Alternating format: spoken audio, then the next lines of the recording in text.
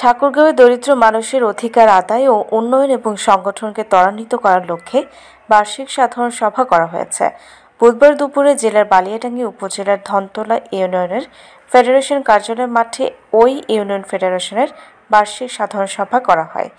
সভায় ফেডারেশনের চেয়ারম্যান সুশীল চন্দ্র সিংহের সভাপতিত্বে সভায় অতিথি হিসেবে বক্তব্য দেন উপজেলা সমাজসেবা কর্মকর্তা শরীফুল ইসলাম, মহিলা বিষয়ক কর্মকর্তা Belal Hossain, Bangladesh RDRS Thakurgaon community development supervisor Mohammad Shashiul Islam সহ অনেকে।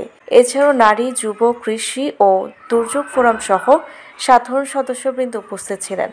সভায় ফেডারেশনের 2024 অর্থবছরের আয় ও ব্যয় এবং 2025 সালের কর্মপরিকল্পনা বিষয় ছাড়াও দরিদ্র মানুষদের অধিকার আদায়ের লক্ষ্যে জীবনযাত্রার মান উন্নয়ন, যৌতুক, বাল্যবিবাহ, নারী ও শিশু পাচার রোধ, মাদক দমন, শিশুশ্রম দমনে জনগণকে সচেতনতা বৃদ্ধি, স্বাস্থ্য সচেতনতা, বৃক্ষ নিধন রোধ, বায়ু দূষণ প্রতিরোধ সহ কৃষি উন্নয়ন বিষয়ে আলোচনা করা হয়।